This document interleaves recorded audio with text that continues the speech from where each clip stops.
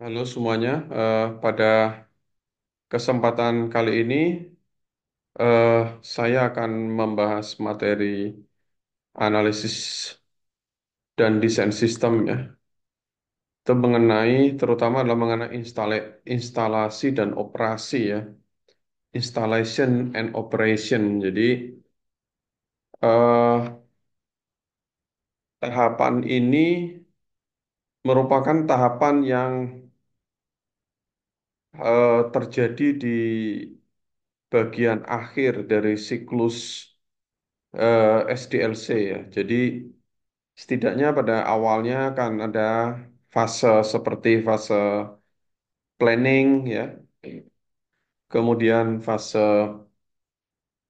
analisis, kemudian desain dan juga implementation ya. Setelah implementation, jadi setelah implementasi piranti lunak ya, kemudian juga ada fase berikutnya ya, yaitu kurang lebih adalah post implementation dan ini sebenarnya adalah salah satu bagian dari fase implementasi atau fase sesudah implementasi, yaitu setelah eh, piranti lunak atau suatu sistem telah dikembangkan, kemudian dilakukan instalasi dan operasi, ya, yang merupakan perwujudan dari suatu eh, perwujudan dari bagaimana suatu sistem apa suatu sistem yang telah dikembangkan itu kemudian dilaksanakan, diimplementasikan di suatu organisasi atau suatu perusahaan ya. Sehingga kalau kita eh, mempelajari materi ini, kita nanti akan belajar tentang bagaimana eh, instalasi sistem itu dapat dilakukan gitu.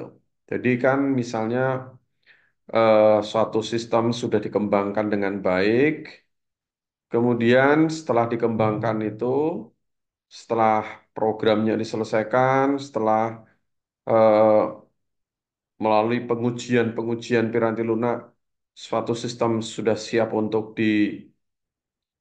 dipasang atau diterapkan di suatu organisasi atau perusahaan tertentu, maka kemudian fase selanjutnya adalah fase instalasi.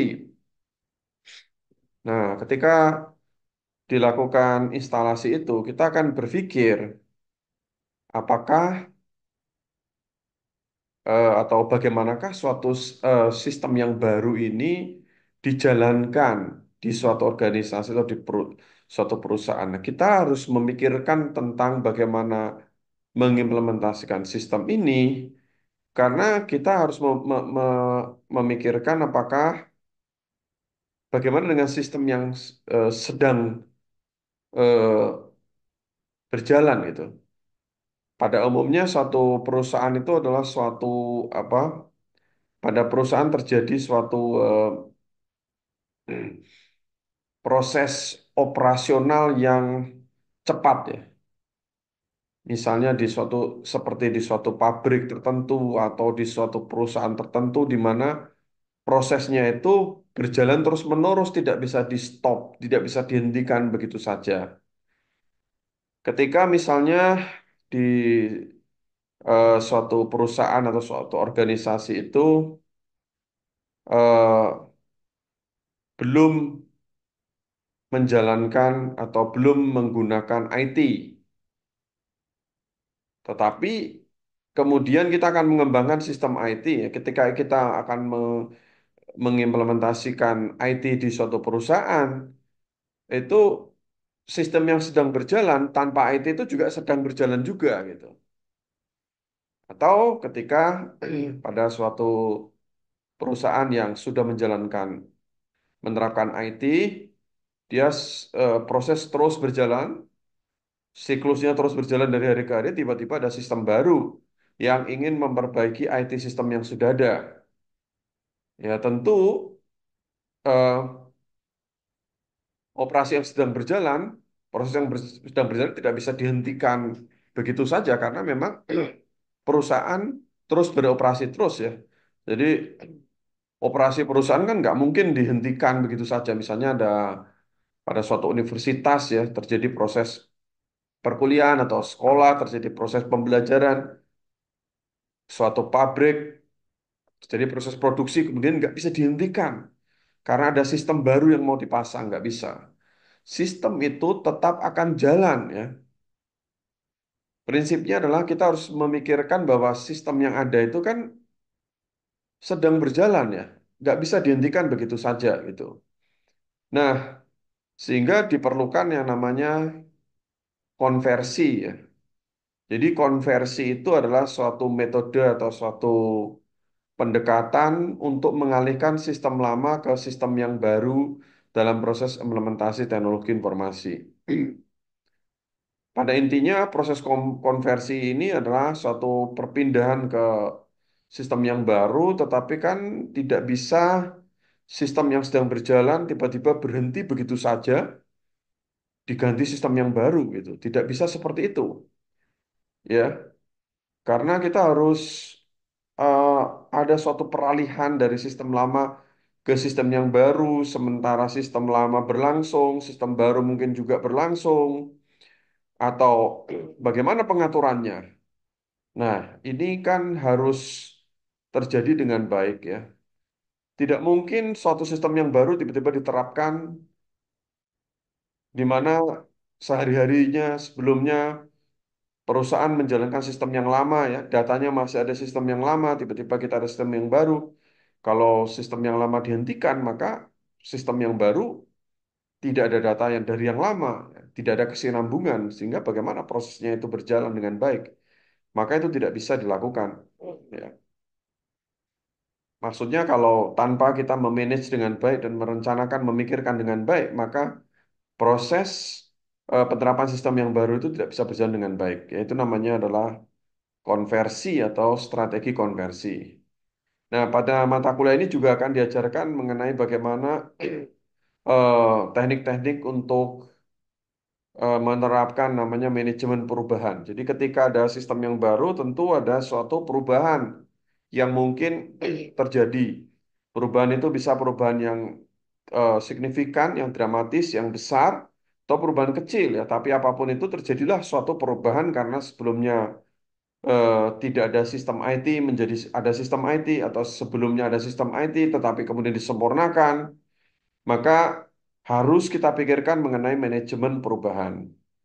Nah, manajemen perubahan adalah suatu proses untuk mempersiapkan, mendukung, dan membantu individu, tim, atau organisasi untuk terjadinya transaksi dari suatu kondisi saat ini ke kondisi yang diinginkan, di mana adanya perubahan itu mungkin akan menyebabkan cara kerja berbeda, kebiasaan-kebiasaan mungkin akan berbeda, tentu kita harus memanage dengan baik ya.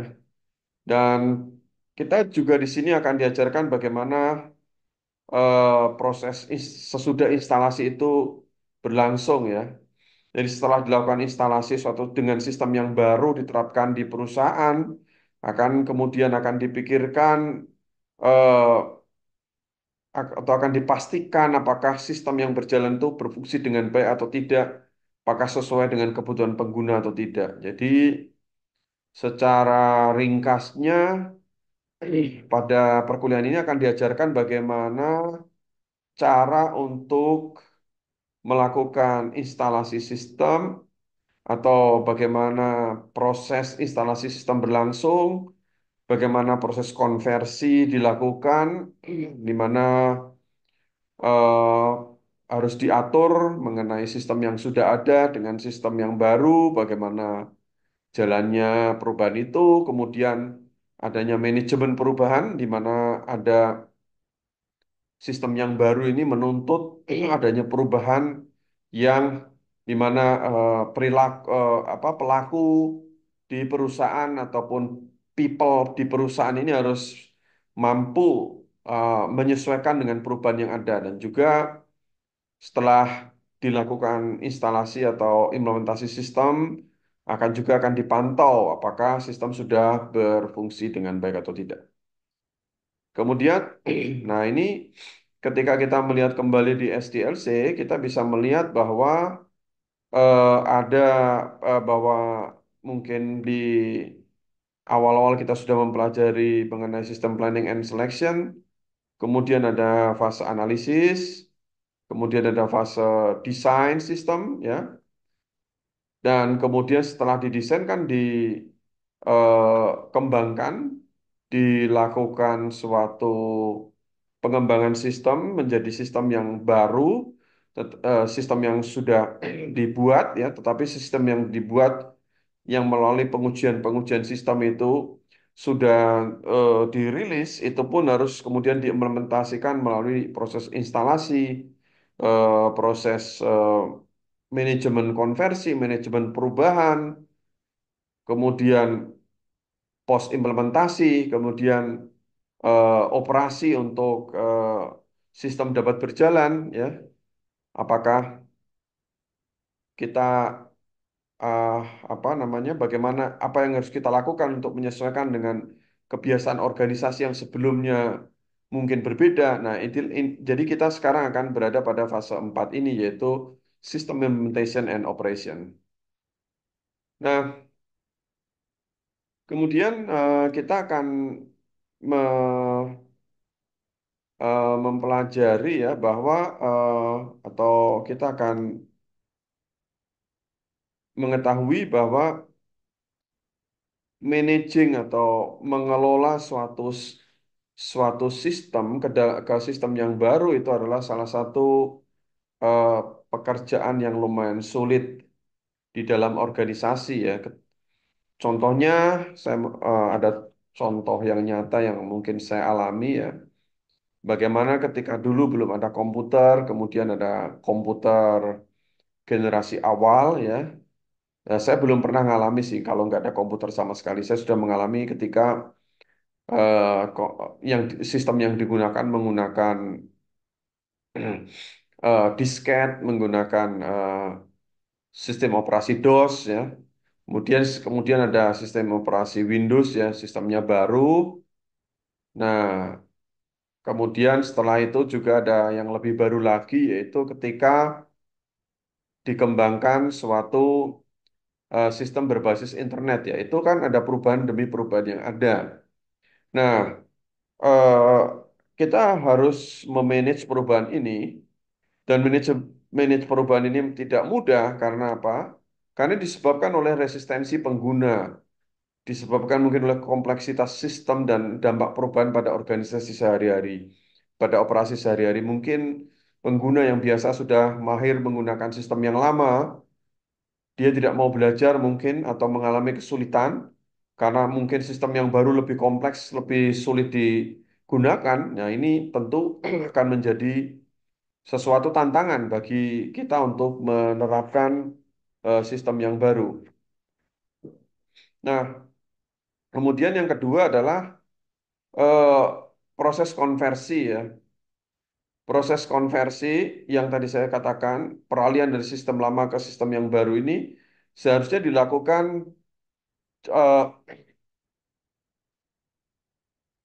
sejak sebelum sistem itu selesai dikembangkan ya. Harus dimulai sejak pengembangan sistem ini belum selesai, tapi sudah dipikirkan bagaimana konversinya nanti gitu.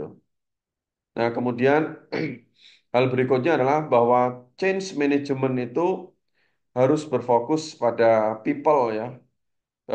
Karena yang yang berdampak atau yang mengalami dampak dari perubahan sistem itu biasanya orang yang harus menyesuaikan sistem yang baru, menggunakan sistem yang baru itu seperti apa. Nah, makanya change management itu harus memikirkan tentang orang ya. Kemudian berikutnya maintenance atau pemeliharaan sistem, karena implementasi dan operasi ini melibatkan maintenance juga, itu bisa apa, mengambil budget sampai 60 sampai 80% dari sistem informasi karena adanya meliputi eh, pembaruan, perbaikan bug, peningkatan performa, dukungan teknis untuk menjaga sistem berjalan dengan baik ya. Jadi mengapa kita perlu sampaikan tentang budget maintenance ini adalah bahwa ketika Anda menjadi CEO ataupun pimpinan perusahaan atau CIO ataupun eh, apa pemilik perusahaan itu Anda harus memikirkan bahwa atau menyadari bahwa ketika Anda sudah menghabiskan uang yang banyak untuk fase planning, fase analisis, fase desain sistem, sampai dengan bahkan sampai dengan implementasi, itu pun masih harus memikirkan bagaimana budget tentang maintenance, bagaimana budget tentang eh, apa namanya, selain maintenance itu tentang eh, ya maksudnya tentang pemeliharaan ya, pemeliharaan sistem itu. Jadi tidak cukup eh, setelah implementasi selesai sudah tidak dipikirkan, tapi bahkan fase yang ada di sini, fase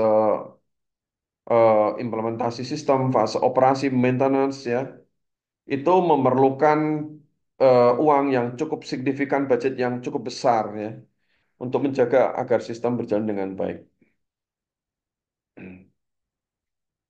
Nah, kemudian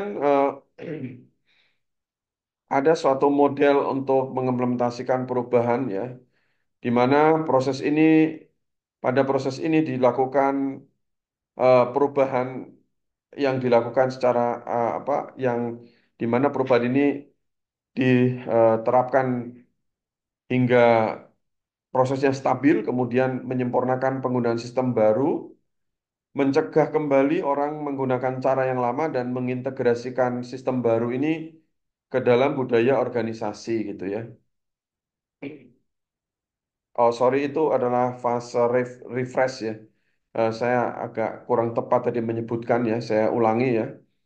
Bahwa pertama kita di sini akan melihat fase awal itu adalah fase namanya as is system ya. As is system ini adalah eh, sistem yang sekarang berjalan, kemudian ada proses transisi, kemudian menjadi to be system ya. Tadi saya salah menyebutkan, ya saya ralat, mohon maaf, tadi adalah sudah masuk ke fase yang lanjutan. Saya mulai dulu dengan fase yang pertama. Jadi ketika fase yang pertama itu akan dilakukan suatu persiapan transisi, kemudian mengkomunikasikan mengapa suatu sistem akan diubah kepada semua pemangku kepentingan dan juga mengubah pola pikir dan perilaku yang terikat pada cara yang lama. Fase ini akan menyampaikan kepada semua pemangku kepentingan bahwa kita akan melakukan perubahan sistem, perubahan dari sistem yang lama ke sistem yang baru. Ini namanya adalah fasenya unfreeze ya. Jadi kita sudah mulai membuka diri untuk mengkomunikasikan adanya perubahan dan menyampaikan ke beberapa pihak. Lalu kemudian kita melakukan migrasi ya. Kita akan melakukan technical konversi dan juga change management ini namanya transisi.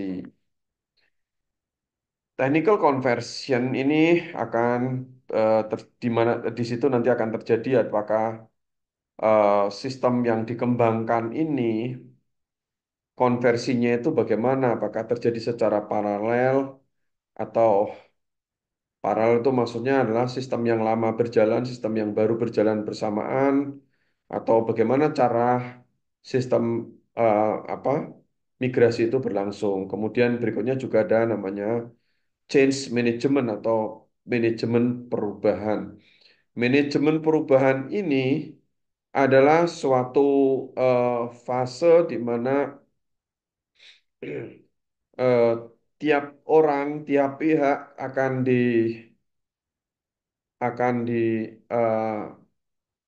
informasikan atau akan diberitahukan bahwa eh, adanya sistem baru dari sistem lama itu menyebabkan suatu perubahan yang perlu dipersiapkan dan perlu juga nanti eh, orang-orang menyesuaikan dengan sistem yang baru. Nah, kemudian setelah itu dilakukan refreeze ya atau support dan maintenance yaitu adanya perubahan itu harus jalankan apa dilakukan dalam keseharian sehingga eh, perubahan itu berlangsung dengan stabil. Kemudian penggunaan sistem yang baru disempurnakan, kemudian mencegah eh, orang-orang menggunakan sistem yang lama, kemudian sistem yang baru ini harus diintegrasikan dengan budaya organisasi. Jadi tidak hanya kita menggunakan sistem yang baru, tapi mungkin budaya organisasi dapat berubah gitu. Ya, contoh budaya organisasi berubah itu adalah misalnya penerapan sistem yang baru dulu dari yang lama misalnya menggunakan kertas, menggunakan banyak kertas, mencetak kertas, mencetak berbagai dokumen di kertas, kemudian ada sistem yang baru. Sistem yang baru itu tidak lagi memerlukan kertas, sehingga itu ada perubahan budaya organisasi. Orang harus membiasakan untuk bekerja secara online ya. Nah, itu adalah beberapa perubahan-perubahan yang mungkin terjadi gitu. Jadi pertamanya adalah fase unfreeze itu persiapan, kemudian proses transisi yang terjadi, kemudian refreeze itu adalah bagaimana eh, perubahan yang ada itu mulai benar-benar dibuat stabil ya dan diintegrasikan dengan budaya organisasi.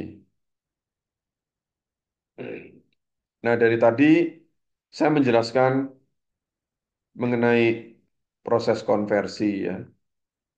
Proses konversi itu tadi sudah dijelaskan, namun di sini lebih dijelaskan secara lebih detail, yaitu konversi itu adalah suatu proses teknikal di mana sistem yang baru akan digantikan, akan menggantikan sistem yang lama. Ya, saya ulangi, conversion adalah suatu technical proses di mana suatu sistem yang baru itu akan menggantikan sistem yang lama.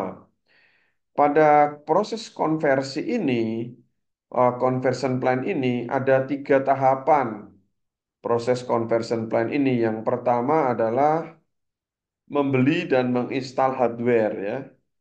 Yang berikutnya adalah menginstal software dan berikutnya terakhir adalah mengkonversi data.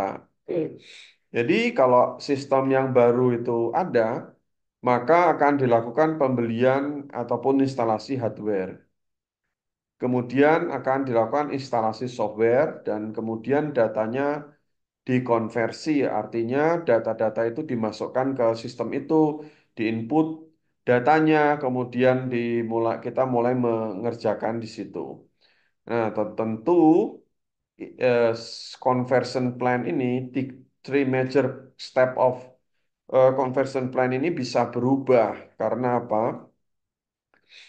Karena misalnya zaman sekarang ya zaman yang sebelumnya orang melakukan pembelian dan instalasi hardware itu kemudian bisa saja tidak menggunakan hardware kembali karena misalnya menggunakan eh, eh, sistem yang berbeda ya, tidak menggunakan pembelian hardware misalnya melalui cloud computing ya, atau menggunakan yang namanya saya lupa namanya yang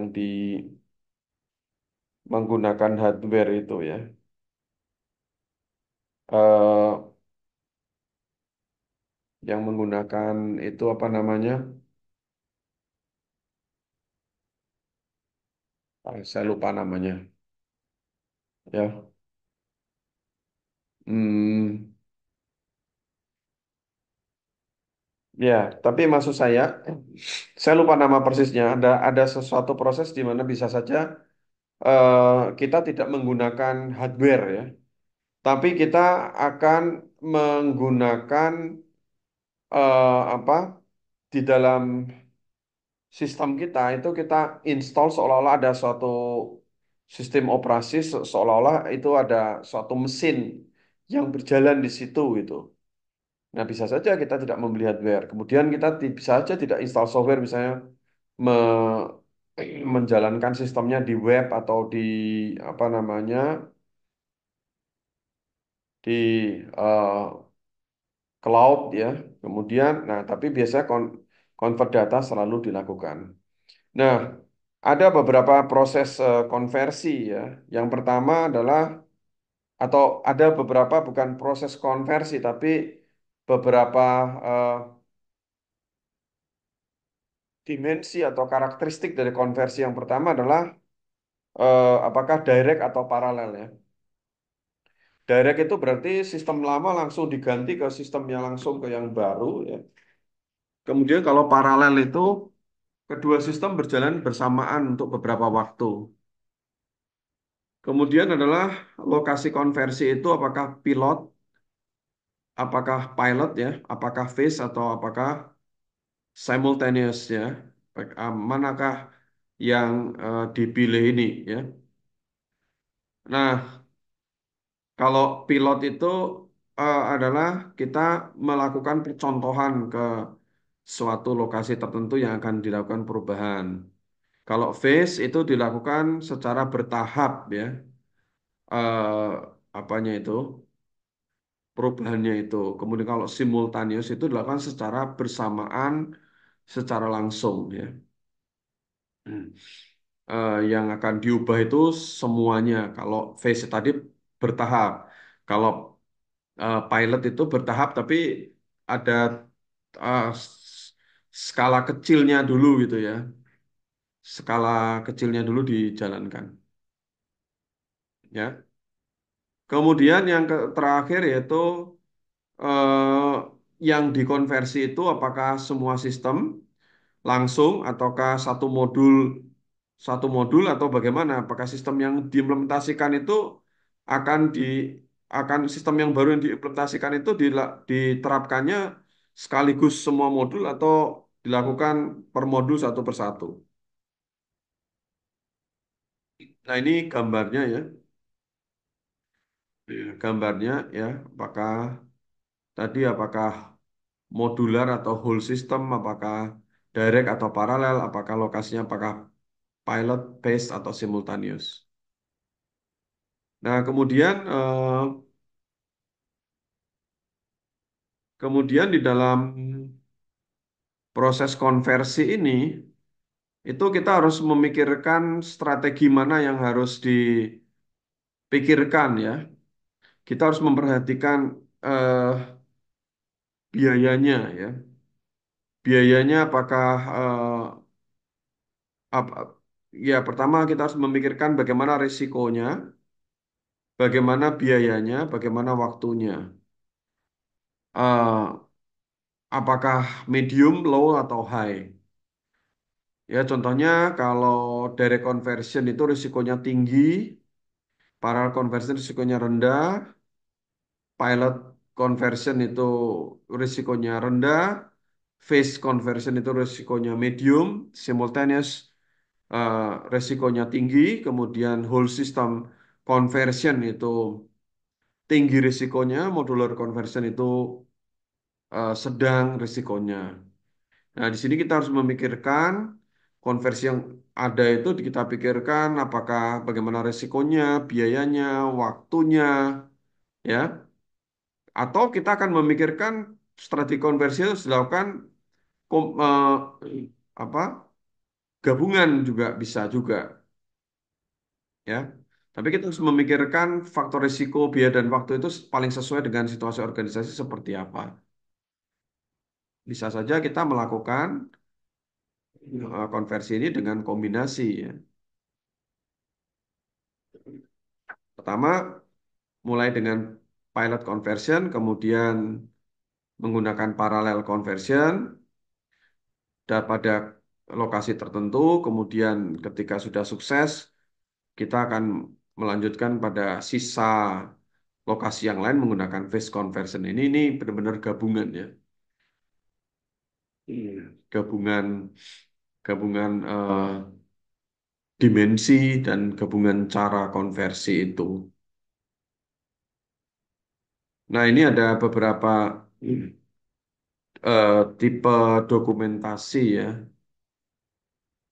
Nah, eh,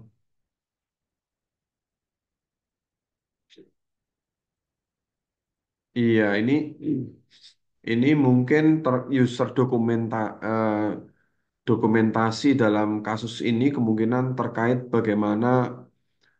apa bagaimana proses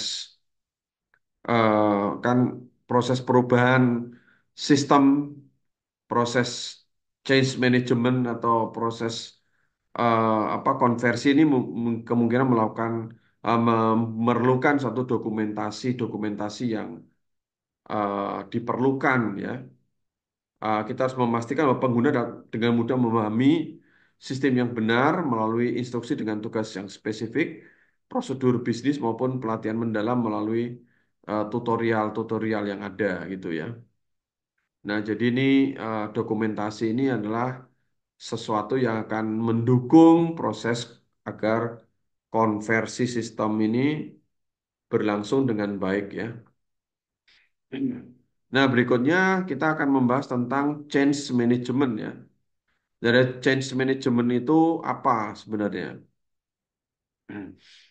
Nah, change management itu adalah suatu proses yang membantu orang atau people di perusahaan untuk menyesuaikan diri dengan sistem yang baru dan proses kerja yang baru tanpa menimbulkan tekanan yang berlebihan yang disebut sebagai manajemen perubahan ya. Saya mohon maaf ini slide-nya ini tulisannya nggak bagus ya. Kemungkinan karena sebelumnya misalnya di sudah ditaruh di PDF kemudian dikonversi mungkin saja atau ada masalah apa sehingga tulisannya tidak jelas. Tetapi saya sudah menuliskan terjemahannya. Saya mengusahakan seperti itu. Jadi kembali ke masalah change management tadi merupakan suatu proses untuk membantu orang.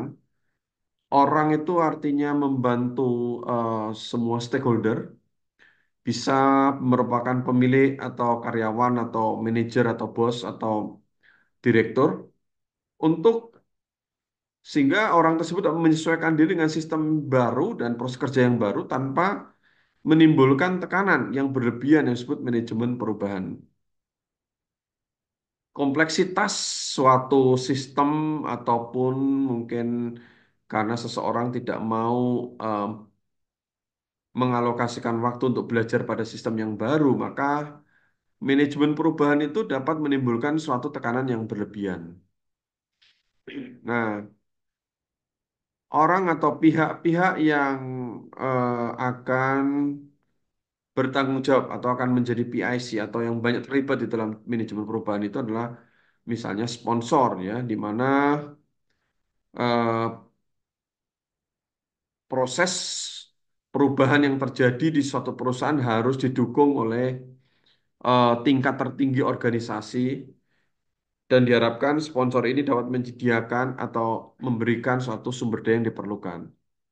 Kemudian change agent itu adalah pihak yang akan mengelola proses perubahan, mengkoordinir, yang akan mendorong setiap pihak untuk dapat melakukan perubahan dengan adanya sistem yang baru dan dapat memastikan implementasi perubahan sistem ini dapat berjalan dengan lancar. Nah, kemudian adalah potensial adopter ya. Potensial adopter itu adalah karyawan atau pemangku kepentingan lain yang perlu menggunakan sistem baru agar perubahan itu berhasil ya. Jadi ada karyawan atau pemangku kepentingan lain yang perlu menggunakan sistem baru agar perubahan berhasil.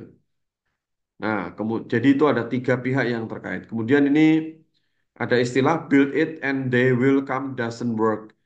Nah, ini maksudnya adalah bahwa kalau kita hanya memikirkan membangun sistem, mengimplementasikan sistem itu tidak cukup ya. Itu semua tidak cukup membangun atau mengimplementasikan sistem baru itu tidak cukup. Karena setelah sistem yang itu dibangun atau diimplementasikan itu kita harus menerapkan sistem, melakukan perubahan sistem, melakukan manajemen perubahan. Kita akan melakukan pemeliharaan sistem. Jadi tidak cukup hanya membangun atau mengimplementasikan saja.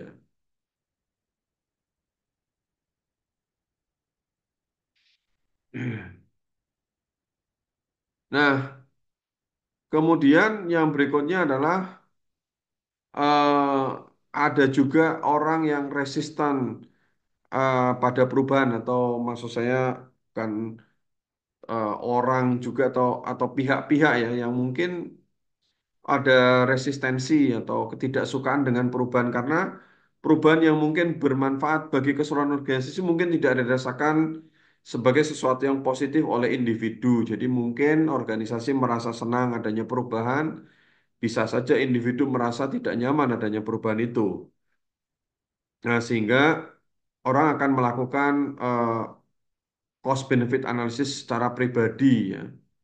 Saya mereka akan memikirkan kalau ada suatu sistem yang baru itu lalu ada ketidakpastian atau tidak gitu. Kemudian apakah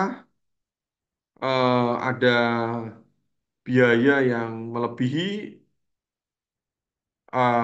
perkiraan atau yang keuntungan yang di bawah perkiraan ya.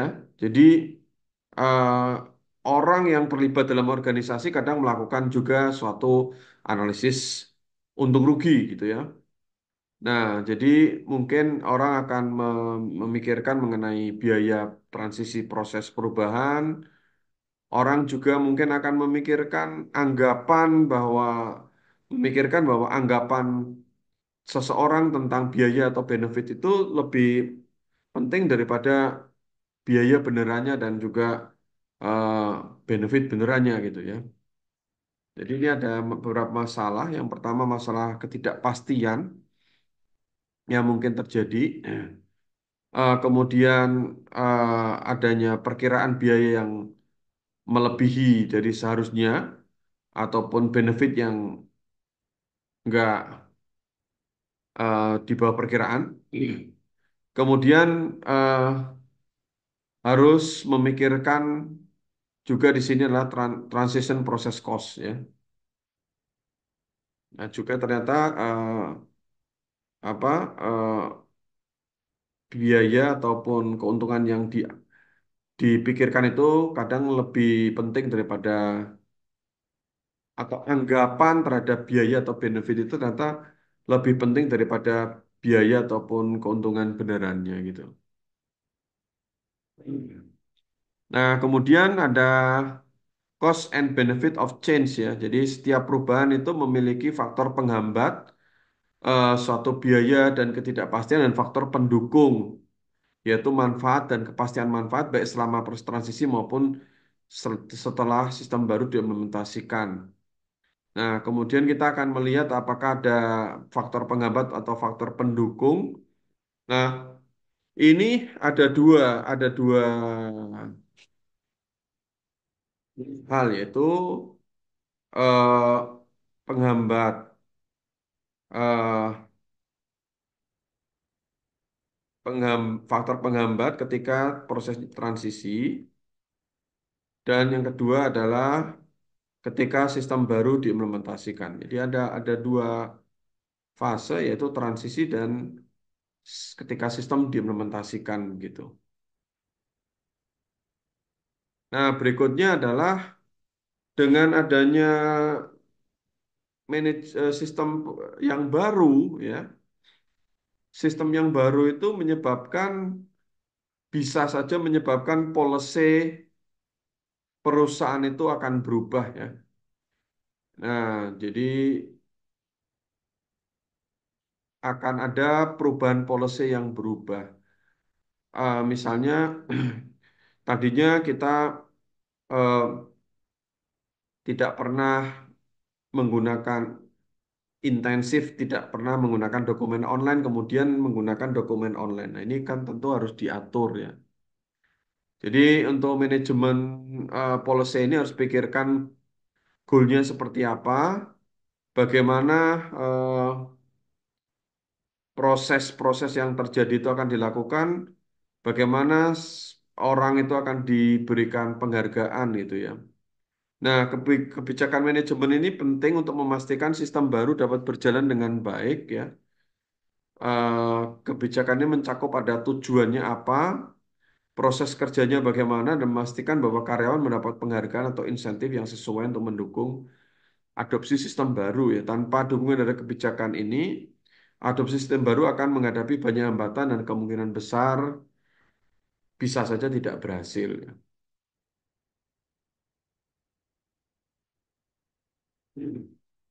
Berikutnya adalah mengenai work process restructuring ya, di mana di sini adalah hal yang penting ya. Kalau tadi itu pembaruan policy ya, kalau sekarang kita harus memikirkan adanya eh, proses kerja dan SOP yang baru ya, karena ada sistem yang baru maka proses kerja dan SOP-nya itu mungkin akan menjadi baru. Dan kita perlu merancang penghargaan kepada pihak-pihak yang eh, sudah mau berpartisipasi pada perubahan yang ada, memotivasi adanya penerimaan akan perubahan, serta memastikan lokasi sumber daya untuk mendukung implementasi sistem yang baru, sehingga tidak hanya policy saja, tetapi juga ada standar operating prosedur, di mana proses keseharian, proses yang terjadi di suatu perusahaan secara detail ini harus dipikirkan bagaimana detailnya ya, bagaimana SOP-nya, apakah sudah benar-benar cocok dengan sistem yang baru yang berjalan. Kemudian akan dilakukan measurement and reward ya. Jadi akan diukur bagaimana proses kerja bisa sistem baru bisa diterapkan dan juga memberi reward bagi pihak-pihak yang dapat mendukung penerapan sistem yang baru ya. Kemudian juga ada resource allocation, alokasi alokasi sumber daya itu harus tepat ya. Jadi eh, dengan adanya sistem baru, apakah sudah dialokasikan sumber daya yang mendukung suatu sistem baru itu bisa dilaksanakan dengan baik? Bisa saja alokasi ini berupa resource ini bisa berupa apakah orang baru atau peralatan yang baru, sistem yang baru, ya, yang mendukung adanya perubahan sistem atau perubahan budaya karena sistem yang baru.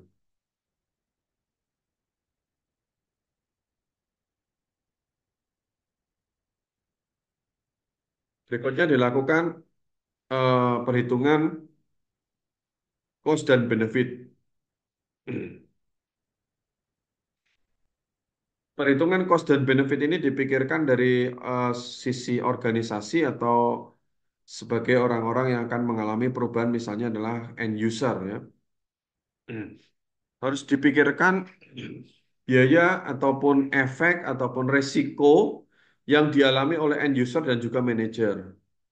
Dan bagian ini penting ya, tujuannya adalah untuk mempengaruhi yang orang pihak-pihak yang resisten untuk mendukung perubahan ya.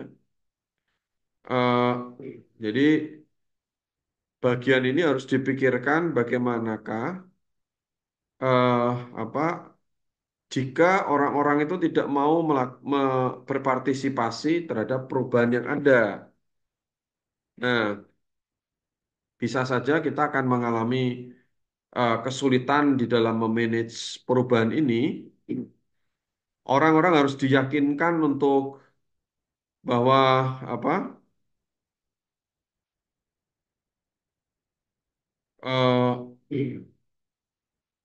harus diyakinkan mengenai apa yang harus dapat dikerjakan atau yang tidak dapat dikerjakan di masa mendatang. Ya, maksudnya adalah di sini eh, intinya adalah pentingnya menilai biaya dan manfaat dari perubahan dengan mempertimbangkan dampak organisasi dan calon pengguna. Selain itu, ada tujuan utamanya adalah untuk mengatasi resistensi terhadap perubahan dan memastikan dukungan dari semua pihak terkait, termasuk manajemen dan karyawan gitu ya. Jadi mungkin itu dulu yang bisa saya sampaikan. Eh, saya akan lanjutkan dengan video yang berikutnya, ya ini video yang pertama. Nanti masih ada satu lagi materi lanjutan dari ini ya. Saya kira itu saja untuk yang video yang pertama ini nanti dilanjutkan dengan video berikutnya. Terima kasih.